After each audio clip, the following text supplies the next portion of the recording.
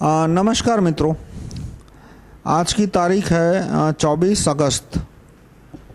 आज का वीडियो है कि किस तरह से जो मंदिर है साउथ के, आंध्र प्रदेश के और कुछ हद तक तमिलनाडु के, उड़ीसा के, अधिकतर आंध्र प्रदेश के मंदिर किस तरह से वो मिशनरियों के कंट्रोल में आ रहे हैं और उसका पैसा है वो किस तरह से कन्वर्जन में यूज़ होता है। मतलब हिंदू मंदिरों को दान में जो पैसा आता है और हिंदू मंदिरों के पास जो प्रॉपर्टी है उसमें से जो रेंट आता है वो पैसा आप कैसे कन्वर्जन में यूज़ होता है उसके बारे में।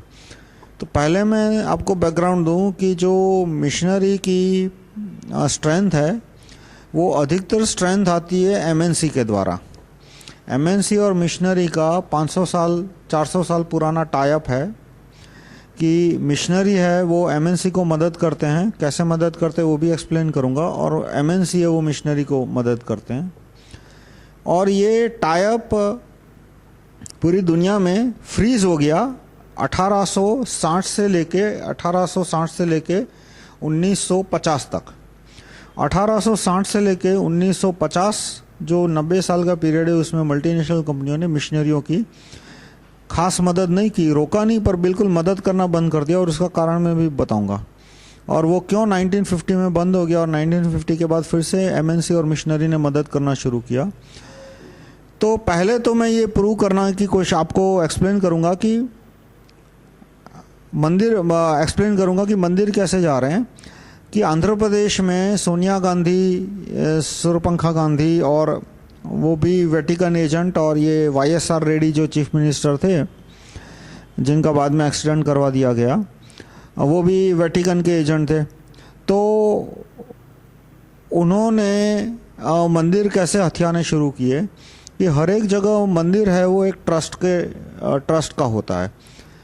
तो प्राइवेट प्रॉपर्टी में जैसा क्लीन टाइटल और क्लीन हिसाब होता है, इस तरह से नहीं होता कि भाई ये प्रॉपर्टी प्राइवेट है तो इस आदमी की है, बस ये 5 आदमी की है और किसी की नहीं है, पर वो ट्रस्ट की है।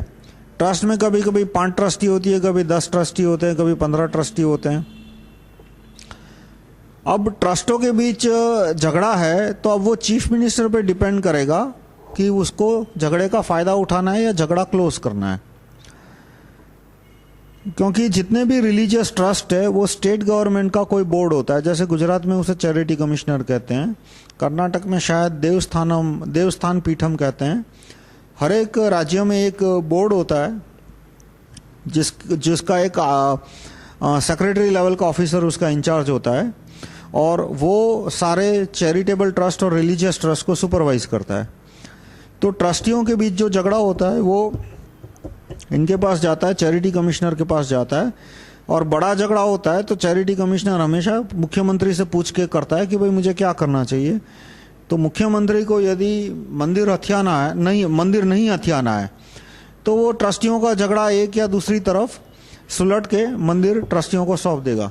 लेकिन यदि मुख्यमंत्री को मंदिर हड़पना है तो मुख्यमंत्री ऐसा जजमेंट निकलवाएगा कि भाई ट्रस्टियों का झगड़ा है वो खत्म नहीं हो रहा है, इसलिए जब तक खत्म नहीं होता तब तक मंदिर है वो एडमिनिस्ट्रेटर के जरिए चलेगा। एडमिनिस्ट्रेटर यानी कलेक्टर एक अधिकारी को नियुक्त करता है जिसको एडमिनिस्ट्रेटर कहते हैं, और वो एडमिनिस्ट्रेटर है वो मंदिर को गवर्न करेगा। ट्रस्टी की मीटिंग होगी, ट्रस्टी भी उसमें बैठ सकते हैं, बोल सकते हैं। तो जैसे गुजरात में ट्रस्टियों के बीच झगड़ा होता है तो चीफ मिनिस्टर को मंदिर नहीं हथियाने, तो वो झगड़ा एक या दूसरे या तीसरे ट्रस्टी के फेवर में आ जाता है। कोई ना कोई समाधान निकाल के मंदिर वापस उनके पास आता है। कंट्रोल आता ही नहीं है चैरिटी कमिश्नर के पास, चैरिटी कमिश्नर सिर्फ झगड़ा ही निपटाता है। जबकि ये आंध्र प्रदेश में क्या हुआ कि अधिकतर मंदिर है वो एडमिनिस्ट्रेटर के अंडर आ गया, और कहीं कहीं पे मंदिर हथियाना था तो ट्रस्टियों के बीच झगड़ा न भी हो तो भी चीफ मिनिस्टर है वो 1-2 ट्रस्टी को चाबी देगा कि भाई तू झगड़ा फाइल कर, तेरे को ये फायदा करा देंगे, वो फायदा करा देंगे, और वो ट्रस्टी है वो कोई ना कोई केस डाल देगा चेयरमैन के खिलाफ, ट्रस्ट के खिलाफ, और उसके बाद ट्रस्ट है वो गवर्नमेंट हथिया लेगी। अब गवर्नमेंट जब हथिया लेगी तो जो एडमिनिस्ट्रेटर आएगा, दान पेटी, मंदिर का जो पैसा होता है वो दान पेटी में आता है, तो दान पेटी एडमिनिस्ट्रेटर के सामने खुलेगी, साथ में पुजारी और 1-2 ट्रस्टी भी होंगे। तो वो एडमिनिस्ट्रेटर, अब वो यूँ समझो कि दान पेटी खुली तो 20-30-25% पैसा 30% पैसा वही खा जाएंगे और उसका हफ्ता मुख्यमंत्री तक भी जाएगा। बाकी 60-70% पैसा है जो कि ऑफिशियली बुक्स पे आएगा, रिकॉर्ड में आएगा, वो पैसा फिर वो दूसरी चैरिटी को काम करने को देते हैं। अलग अलग चैरिटी होती है, वो बोलेगी कि भाई हमको ये सेवा का काम करना है तो उसके लिए पैसा चाहिए, तो मंदिर वो चैरिटेबल दूसरे ट्रस्टों को पैसा डोनेट करती है।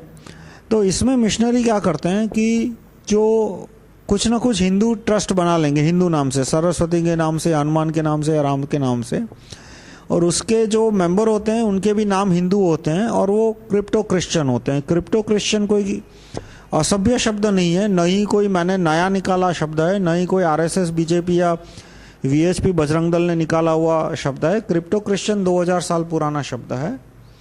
आप गूगल करो क्रिप्टो क्रिश्चियन तो आपको मिल जाएगा उसका डेफिनेशन क्या है कि क्रिप्टो क्रिश्चियन मतलब वो व्यक्ति कि जो ईसाई है लेकिन वो अपने आप को ईसाई कहेगा नहीं, क्योंकि और वो प्रणाली का आई थी आज से रोमन के ज़माने में, यीशु ख्रिस्त के तुरंत बाद ही शुरू हो गया था, क्योंकि उस समय ईसाइयों पर बहुत दमन होता था। रोम के राजा और उस समय जो दूसरे जो कस्बे थे वो यहूदियों पे ईसाइयों पे बहुत दमन करते थे, और इसलिए क्रिप्टो क्रिश्चियन की प्रणाली का शुरू हुई कि व्यक्ति क्रिश्चियन बनने के बाद अपने आप को वो कहेगा नहीं कि वो क्रिश्चियन है, वो अंदर अंदर ही कम्युनिकेट करेंगे। और दूसरी एक और वजह है कि उनको पादरी खुद बोलते हैं कि भाई अभी अपने नाम भी हिंदू रखना, क्योंकि यदि वो क्रिश्चियन नाम रखते हैं और कहते हैं कि वो क्रिश्चियन है तो उनमें से जो एससी है उनके रिजर्वेशन के बेनिफिट समाप्त हो जाएंगे। इसलिए ये भी एक रीज़न है कि जो काफ़ी सारे जो कन्वर्ट है वो अपने आप को अपना हिंदू नाम ही रखते हैं और अपने आप को हिंदू ही कहते हैं काफ़ी समय तक। तो वो ट्रस्टों के द्वारा मंदिर में जो पैसा आया तो मिशनरी इस तरह के ट्रस्ट खोल देते हैं और वो पैसा उनमें ट्रांसफ़र हो जाता है और फिर वो कन्वर्जन के उपयोग में होता है। तो तमिलनाडु में अधिकतर मंदिर इस तरह से सरकार के अंडर में आ गए हैं। महाराष्ट्र में भी काफ़ी मंदिर सरकार के अंडर में आ गए। अभी नाम नहीं है मेरे पास, कुछ कह रहे थे कि शिरडी का मंदिर अभी सरकार के अंडर में जाने वाला है। गुजरात में ये नहीं है। गुजरात के लोगों को ये बात सुन, जब मैं गुजरात के लोगों को कहता हूँ तो उनको बहुत आश्चर्य होता है कि ऐसा कैसे हो सकता है। गुजरात में एक भी मंदिर गवर्नमेंट के अंडर में नहीं है। और कर्नाटक में शुरुआत हुई थी पर अभी बंद हो गया। और तमिलनाडु में भी सरकार है जयललिता की, वो मंदिर हथियाने की कोशिश कर रही है और इसीलिए इसको ये सरस्वती ये शंकराचार्य को जेल भेजा गया था बहुत समय पहले, कुछ 4-5 साल हो गए। और आंध्र प्रदेश में ये बहुत बड़े पैमाने पे हुआ है। आंध्र प्रदेश में अब शायद ही कोई ऐसा मंदिर बचा होगा जो कि सरकार के अंडर में ना आया हो, बड़ा मंदिर। तो क्या उपाय है, कैसे इसको रोक सकते हैं, वो मैंने मेरा जो रेफरेंस मटेरियल है rahulmehta.com/301.pdf rahulmehta.com/301.htm rahulmehta.com/301.htm। तो इसमें मैंने एक्सप्लेन किया है चैप्टर 35 में है राम जन्मभूमि का इश्यू और किस तरह से गवर्नमेंट कंट्रोल मंदिरों पे कम किया जा सकता है, चैप्टर 35।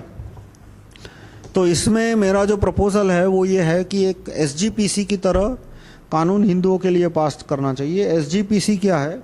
एसजीपीसी है सिख गुरुद्वारा प्रबंधक कमेटी। ये कानून मेरे ख्याल से 1910 के आसपास पास हुआ था कि जितने सिख है वो एसजीपीसी के मेंबर है और वो कमेटी का प्रबंधक इलेक्ट करते हैं। ये प्रणाली का सिखों में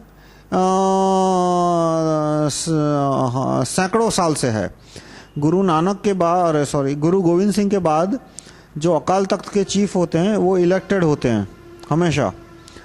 तो और एसजीपीसी ने इसको कोडिफाई किया। ये सारी जो प्रणालिकाएं थी सिख में वही कोडिफाई हुई, यानी कि जो गुरुद्वारा प्रबंधक कमेटी का जो मेन हेड होता है वो इलेक्टेड होता है, उसकी कुछ एक साल की टर्म होती है और उसके बाद वो दूसरा आदमी आता है। और जो प्रबंधक कमेटी में नियम है या प्रणालिका या दोनों कि रिलेटिव्स नहीं होते, यानी यदि मैं हूँ तो मेरा क्लोज रिलेटिव प्रबंधक कमेटी का मेंबर नहीं बन सकता और मैं प्रबंधक कमेटी का मेंबर बन रहूँगा 3-4 साल तक। उसके बाद उसके तुरंत बाद मेरा रिलेटिव नहीं बन सकता, उसके 5-6 साल बाद बन सकता है यदि मेरा रिलेटिव में भी मेरिट हो तो इस तरह से नेपोटिज्म कम करने के लिए भी उसमें ये सारे प्रणालिकाएं हैं। तो इस तरह का कानून हिंदू कम्युनिटी ट्रस्ट जो मैंने प्रपोज किया है, नेशनल हिंदू कम्युनिटी ट्रस्ट, तो उसमें सारे हिंदू मेंबर होंगे, उसका जो चीफ है वो इलेक्टेड होगा और रिकॉलेबल होगा, उसका पूरा ड्राफ्ट मैंने दिया अपने वेबसाइट पे। और उसके अंडर में सिर्फ बड़े मंदिर होंगे हिंदुओं के, जो कि बरसों से, जो कि जैसे कौन से मंदिर, राम जन्मभूमि, कृष्ण जन्मभूमि, फिर ये काशी विश्वनाथ और अमरनाथ कश्मीर का, ये सिर्फ ये 4 ही मंदिर उसके अंडर में होंगे।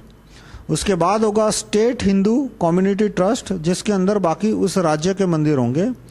और तीसरा होगा सेक्ट हिंदू कम्युनिटी ट्रस्ट, यानी एक संप्रदाय है, मानो स्वामीनारायण संप्रदाय है, तो उसके जो मंदिर है वो सारे उस सेक्ट के अंदर होंगे। यानी अभी जितने भी सेक्ट है वो ऑलरेडी रजिस्टर्ड है, सबका अपना अपना ट्रस्ट रजिस्टर्ड है, और वो अपने जितने भी फॉलोअर है उनको रजिस्टर कर दे।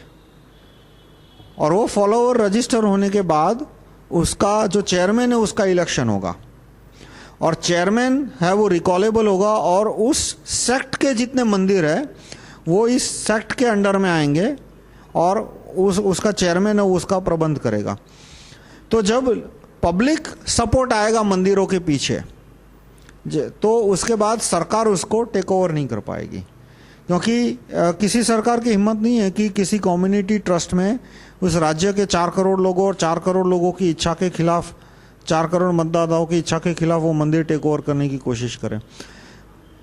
तो इस तरह से community trust, national Hindu community trust, state Hindu community trust और सेक्ट हिंदू कम्युनिटी ट्रस्ट, ये 3 कानून बना के सारे मंदिरों का कंट्रोल उस देश के हिंदू, राज्य के हिंदू या तो उस संप्रदाय के हिंदू, उनके हाथ में आने से ये बुराई रुक सकती है। अब जो दूसरी बात मैंने आपको कही थी कि भाई मिशनरी इतने पावरफुल क्यों हैं, तो उसमें मल्टीनेशनल कंपनियों का बहुत बड़ा हाथ होता है। मल्टीनेशनल कंपनियां और मिशनरी और सेना, फिर वो अमेरिका की सेना हो या आज से 200 साल पहले अंग्रेजों की सेना हो या ईस्ट इंडिया कंपनी की सेना हो, कोई भी सेना हो ईस्ट इंडिया का, वो एक दूसरे को मदद करते हैं। कैसे मदद करते हैं कि सेना को सैनिक चाहिए, और भाई तुम्हें खुद की जान जोखिम में डालनी है, दूसरों को मारना है, तो मर्सिनरी यानी कि सिर्फ पैसा दे के काम नहीं चलता, पैसा या कैरियर बेनिफिट या जो भी है, और उसके लिए सबसे आसान तरीका होता है धर्म का उपयोग करना, धार्मिक मान्यताओं का उपयोग करना।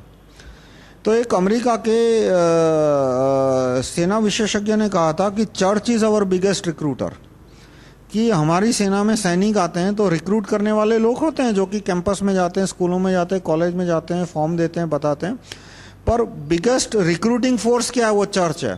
कि चर्च के अंदर जो धार्मिक लोग होते हैं उनको बताया जाता है कि भाई अमेरिका की सेना ईसाई धर्म के लिए कितना कर रही है। जैसे एक स्पीच थी कि ईसाई धर्म है वो इराक में ख़त्म हो गया था, इराक में, मिडल ईस्ट में, आज ईसाई धर्म वापस इराक में जा रहा है, तो वो अमेरिका की सेना की वजह से, जॉर्ज बुश की वजह से, अमेरिका की सेना की वजह से। इसलिए युवाओं को चाहिए कि वो सेना ज्वाइन करे, और ये परंपरा हजारों साल से चल रही है, कोई नई बात नहीं है। अमेरिका पहला देश नहीं है जो ऐसा कर रहा है, नहीं आखिरी देश होगा।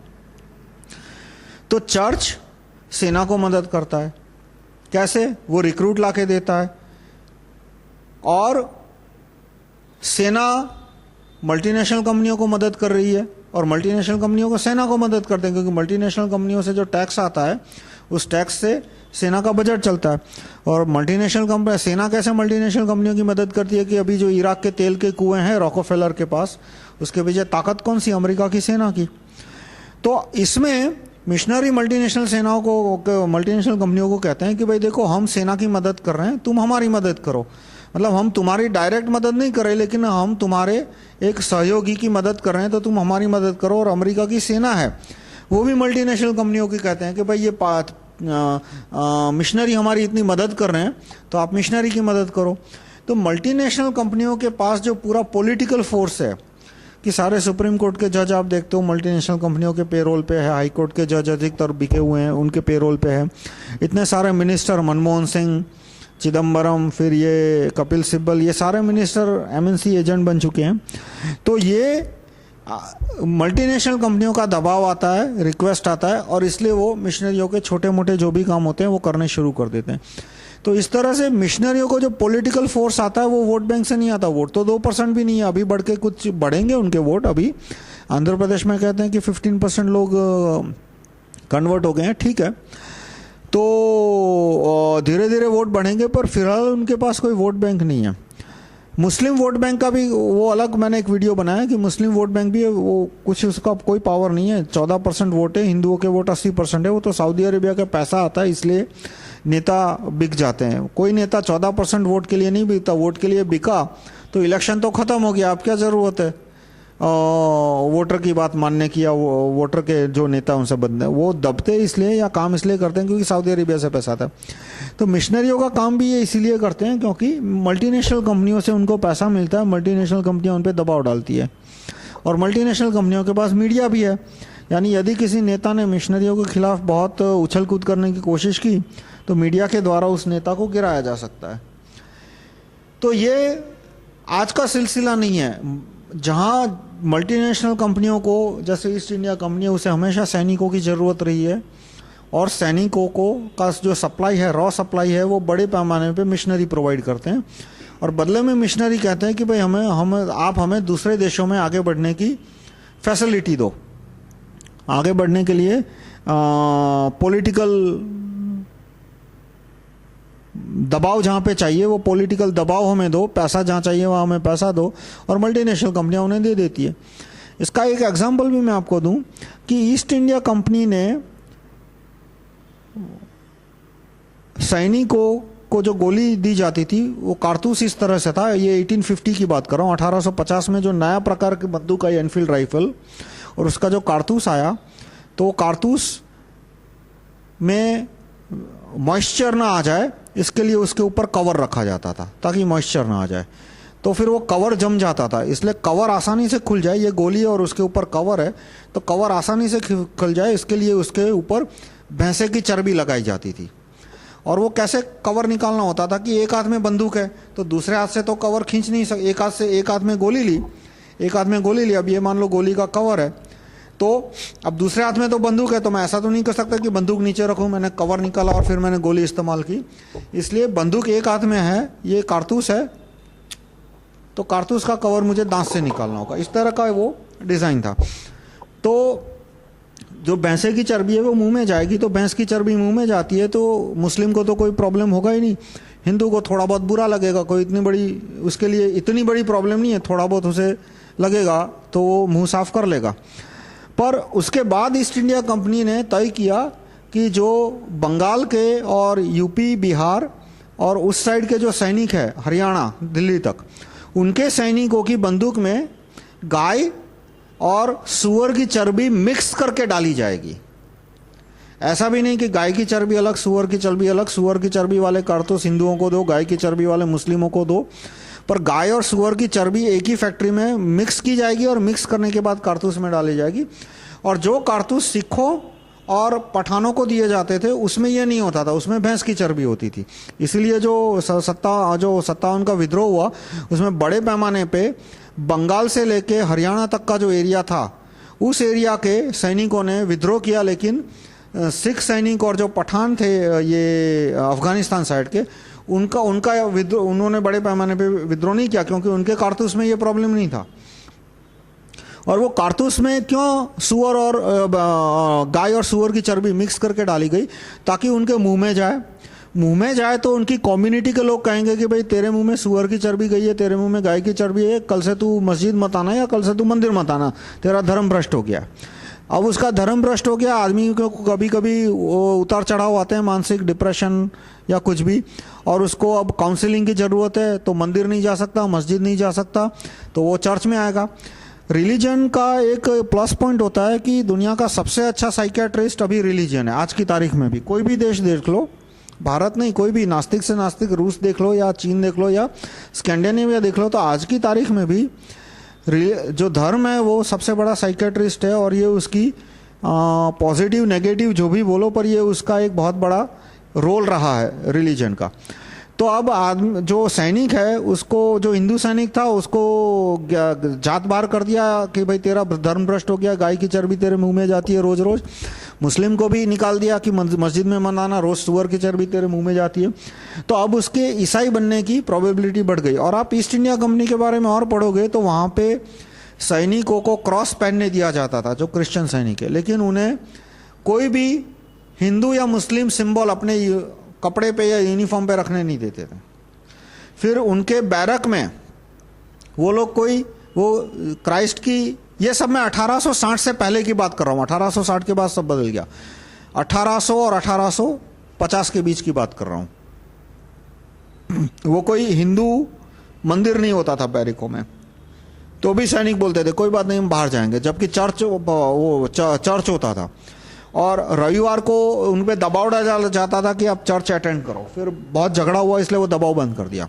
पर यह था कि जो ईसाई धर्म ले लेता उसको तनख्वाह ज़्यादा मिलेगी, उसको प्रमोशन ज़्यादा मिलेगा, उसको ट्रेनिंग अच्छी मिलेगी, तो इंसेंटिव सारे होते थे। लेकिन इंसेंटिव के बावजूद भी लोग अपना धर्म नहीं बदलते थे, इसलिए फिर ये चर्बी डालने की कोशिश की, चर्बी डाली सुअर की और गाय की। तो ये क्या बता रहा हूँ मैं ये पूरी कहानी से, कि मिशनरी और मल्टीनेशनल कंपनियों का जो तालमेल है वो 1850 में भी था, उससे पहले भी था। पर 1850 में मैं ये प्रूफ दे के बता रहा हूं कि गोली में जो गाय और सुअर की चर्बी जानबूझ के मिलाई, पहले भैंस की चर्बी होती थी, वो ईस्ट इंडिया कंपनी ने डाली ताकि बड़े पैमाने पे हिंदू सैनिकों को ईसाई बनाया जा सके। 1860 और 1950 के बीच ये क्यों कम हो गया पूरे अंतर्राष्ट्रीय पॉलिटिक्स में देखो तो, कि उस समय जो मल्टीनेशनल कंपनी थी उसमें यहूदियों का काफी बड़ा वर्चस्व था, ज्यूज।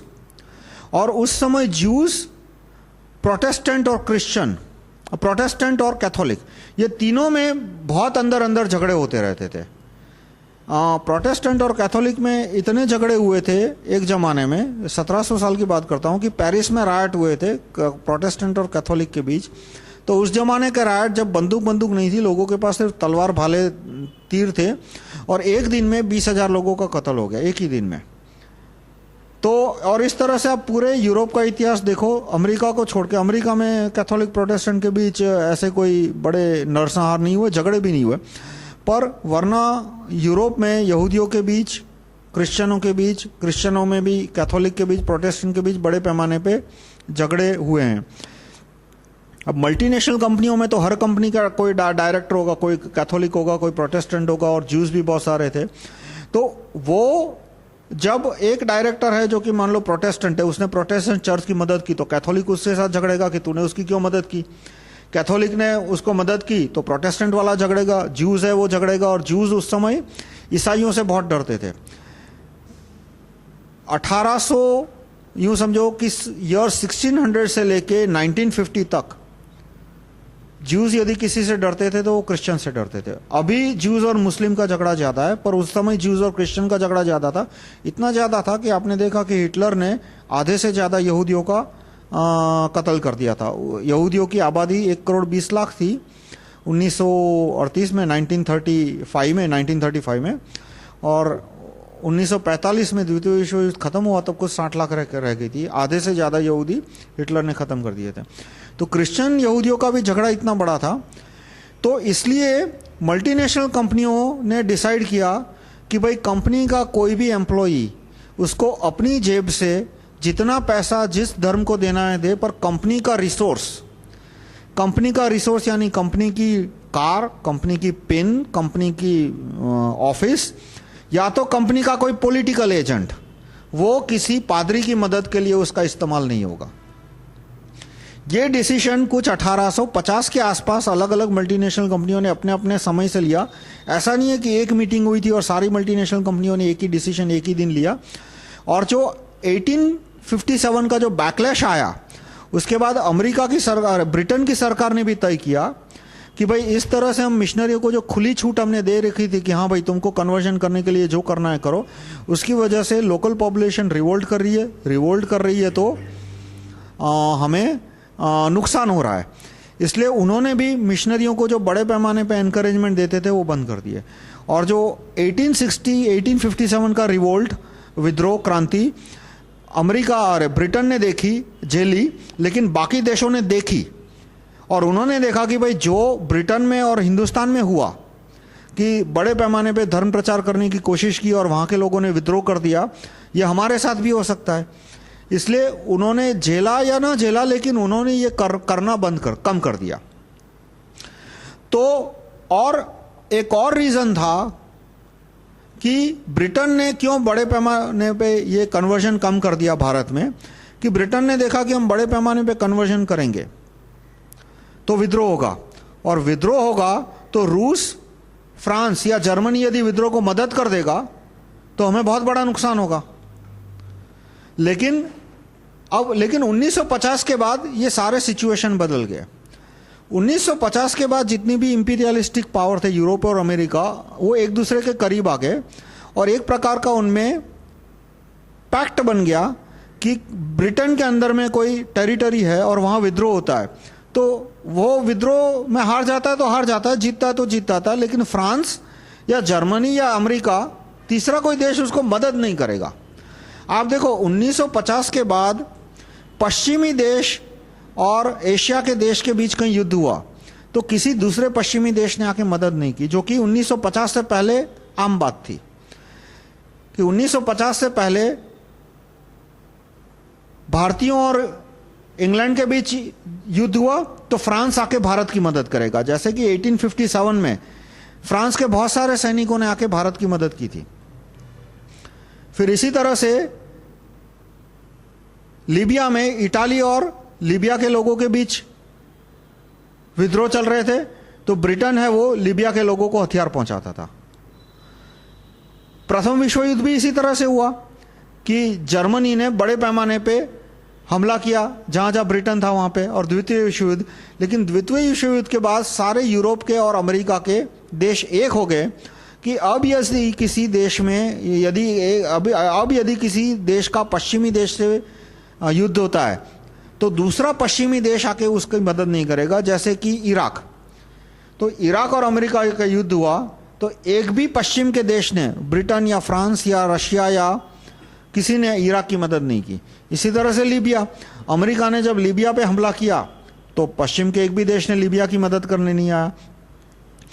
तो 1950 के बाद दो ट्रेंड आए, एक तो जो कैथोलिक, प्रोटेस्टेंट और यहूदियों के झगड़े थे वो प्रैक्टिकली जीरो हो गए, और देशों के बीच के झगड़े थे वो भी कम हो गए। यानी एक देश यदि दूसरे देश में धर्म प्रचार करने के लिए दमन करता है या हथकंडे अपनाता है तो दूसरा देश आके वहां के लोगों की मदद नहीं करेगा। ये दो चीजें 1950 के बाद एक ट्रेंड बन गई। तो 1950 के बाद मल्टीनेशनल कंपनियों ने मिशनरियों का बड़े पैमाने पे मदद करनी शुरू कर दी, और उसका एक मैं एग्जांपल दूंगा, सक्सेसफुल एग्जांपल, जो इसको वो मॉडल बोलते हैं, वो है साउथ कोरिया। साउथ कोरिया में 1960 के आसपास सिर्फ 4-5% क्रिश्चियनिटी थी, आज 40% से ज़्यादा है। इतना ही नहीं, बाकी जो 60% बुद्धिस्ट है उनमें से 30% बुद्धिस्ट अपने आप को बुद्धिस्ट कहने से डरते हैं, घबराते हैं कि भाई अपने आप को बुद्धिस्ट कहा तो हमारी प्रमोशन रुक जाएगा, नौकरी चली जाएगी, हम लोग हमारा मजाक उड़ाएंगे, मीडिया हमारा मजाक उड़ाएगा, हमको बैकवर्ड कहेगा, हमारी खिल्ली उड़ाएगा। इसलिए वो अपने आप को बोलते हैं कि हम किसी धर्म में नहीं मानते, या तो हमारा मानव धर्म है या तो इंसान है, मतलब इस तरह के जवाब देंगे, जो आप ट्रेंड इंडिया में भी देख सकते हो। आप किसी भी ऑफिस में चले जाओ, ये पेड इंडियन एक्सप्रेस या पेड टाइम्स ऑफ इंडिया या पेड हिंदू या पेड पायनियर को छोड़ के कोई भी अंग्रेजी अखबार ले लो, वहाँ यदि आप जाके पूछोगे पत्रकार से कि भाई आप कौन से धर्म में मानते हो तो वो अपने आप को हिंदू नहीं बोलेगा। जैसे मैं कहूँ कि मैं नास्तिक हूँ, मतलब हफ्ते में 3 दिन भगवान में मानता हूँ, लेकिन पिछले 10 साल से हफ्ते में 3 दिन भगवान में मानता हूँ, उससे पहले मैं भगवान में मानता ही नहीं था। लेकिन कोई मुझे पूछे कि भाई तुम्हारा धर्म क्या है, अमेरिका में पूछे या भारत में पूछे, तो मैं यही कहता था कि नॉन प्रैक्टिसिंग जैन हिंदू। मैं जैनों को हिंदू मानता हूँ, तो मैं जैन और हिंदू में कभी डिफरेंस करता ही नहीं था। तो मैं कहता था कि मैं जैन हूँ और लेकिन मैं प्रैक्टिस नहीं करता, मतलब फॉलो नहीं करता। और अमेरिका में भी आप किसी नास्तिक से मिलोगे तो वो यही कहेगा कि I am Christian, non practising Christian. आप किसी नास्तिक यहूदी से मिलोगे तो वो कहेगा नॉन प्रैक्टिसिंग ज्यू, वो ये नहीं कहेगा कि मेरा धर्म ही नहीं है कोई। जो तुम्हें इंडिया में देखने मिलेगा और साउथ कोरिया में देखने मिलेगा कि इंडिया में काफ़ी सारे ये जो इलीट सर्कल के हिंदू है वो अपने आप को हिंदू कहने से घबराते हैं और वो कहेंगे कि वो मानव है। भाई वो तो मुझे दिख रहा है, मैंने ये थोड़ा कहा कि तू बंदर है या गधा है, तू इंसान है वो तो दिख रहा है मुझे। मैंने ये पूछा कि भाई तेरा धर्म क्या है, और यदि तू हिंदू धर्म में नहीं मानता तो ठीक है, नहीं मानता तो नॉन प्रैक्टिसिंग हिंदू बोलने में इतना बड़ा इतराज़ क्या है। पर वो क्यों होता है? क्योंकि उसको पता है कि यदि उसने हिंदू है या तो टीका लगाया, जैसे कि क्रॉस पहनोगे तो कोई प्रॉब्लम नहीं है, लेकिन टीका पहना तो टाइम्स ऑफ इंडिया तुम्हें नौकरी से निकाल देगा, पेड टाइम्स ऑफ इंडिया। तो एक तरह का माहौल होता है वहाँ पे, और वही माहौल साउथ कोरिया में धीरे धीरे बनना शुरू हुआ। तो 1960 में पूरी इकोनॉमी जब मल्टीनेशनल कंपनियों के हाथ में आ गई, तो शुरुआत में तो उन्होंने कुछ नहीं किया, लेकिन जब मल्टीनेशनल कंपनियों के हाथ में पूरी इकोनॉमी आ गई तो उन्होंने ये ट्रेंड करने शुरू कर दिया कि क्रिश्चियन होगा तो उससे जल्दी प्रमोशन मिलेगा। फिर वहाँ पे सरकारी स्कूल थे वो एक के बाद एक सब बंद हो गए और मिशनरियों के स्कूल बढ़ने लगे। तो मिशनरियों ने भी इसी तरह से किया कि शुरुआत में तो वो सबको ले लेंगे, लेकिन बाद में वो लोग कन्वर्ट करने की कोशिश करेंगे और एक पॉइंट के बाद कहेंगे कि भाई तुम कन्वर्ट हो जाओगे तो हम तुम्हारे बच्चे को एडमिशन देंगे। तो जो क्रिश्चियन थे वो आगे आगे एजुकेशन में, और जो बुद्धिस्ट थे जिन्होंने कन्वर्ट होने से मना किया वो पीछे रह गए। तो आज परिस्थिति क्या है साउथ कोरिया में कि उनके पिछले 12 साल से जितने भी प्रेसिडेंट आए 3 या 4 वो क्रिश्चियन है, पिछले 16 साल से। अभी जो प्रेसिडेंट है वो क्रिश्चियन है, उसके जो 15-16 मिनिस्टर है उसमें से 2-3 को छोड़ के सारे क्रिश्चियन है, और सिर्फ एक ही बुद्धिस्ट है। बाकी 2 अपने आप को मानव धर्म बोलते हैं कि भाई नॉन डिनोमिनेशनल, या तो किसी धर्म में नहीं मानते या तो हम मानव धर्म में मानते हैं, लेकिन वो अपने आप को बुद्धिस्ट नहीं कहते। तो ये कोरिया मॉडल जो है, साउथ कोरिया मॉडल, वो मिशनरी पूरी दुनिया में इंप्लीमेंट करना चाहते हैं अब, इंक्लूडिंग हिंदुस्तान, कि भारत में भी यही मॉडल इंप्लीमेंट किया जाए। और उसके लिए ये जो बिगिनिंग के स्टेज है कि भाई मंदिर अथियाय, तो मंदिर अथियाय तो मंदिरों का जब पैसा आता है वो अब कन्वर्जन के लिए इस्तेमाल हो सकता है। तो मैं पूरा अपना ये जो 40 मिनट घंटे का वीडियो वो समराइज करूँगा कि सेना, मल्टीनेशनल कंपनियां और चर्च, इनका गठबंधन सैकड़ों हजारों साल पुराना है, और पूरी दुनिया में धर्म के लोगों ने हमेशा सेना मजबूत करने की कोशिश की है। सेना ने उस देश के व्यापारी उद्योगपतियों को मदद की है, और व्यापारी उद्योगपति बदले में जो धर्म के संप्रदाय के जो संत होते हैं उनकी मदद की है, धर्म को टिकने में, धर्म को आगे बढ़ने में, धर्म को का फैलाव करने में। तो यही बात पश्चिम में है। Church is the biggest recruiter in the military. वहाँ के युवाओं को सेना में जुड़ने की प्रेरणा चर्च देता है।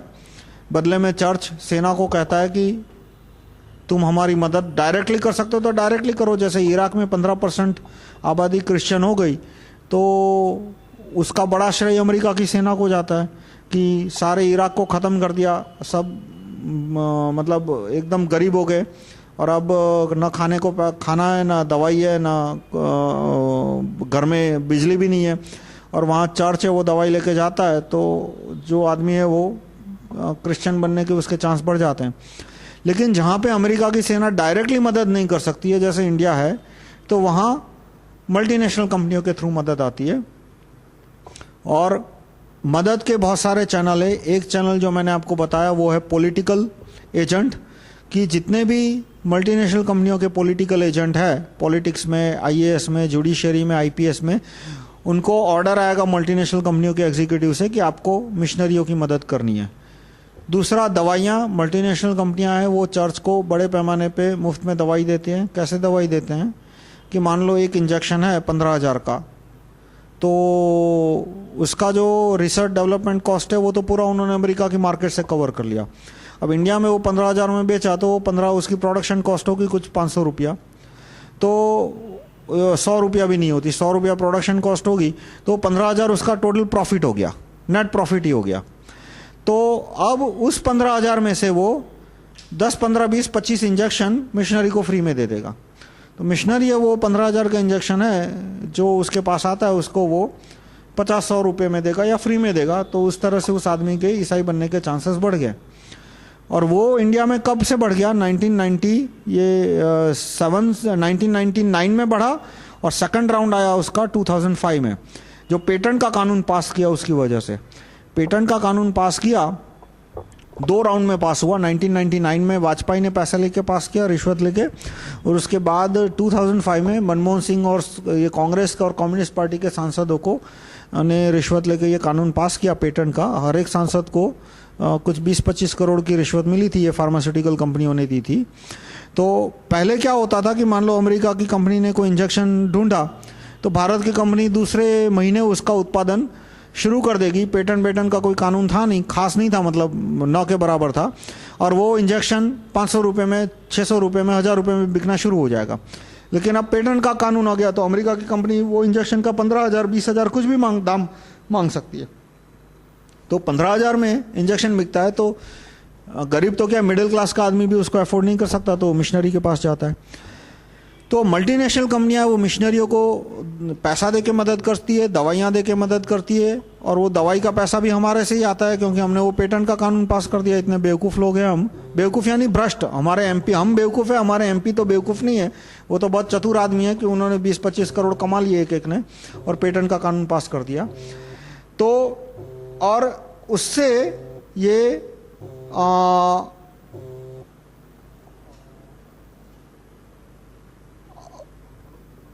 उनको जो मल्टीनेशनल कंपनियां हैं वो मिशनरियों को इस तरह से मदद करके आगे उनको फैलाने में मदद करती है।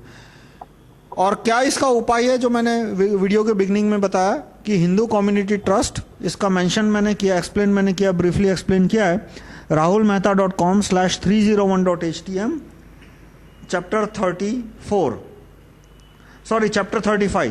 35 में।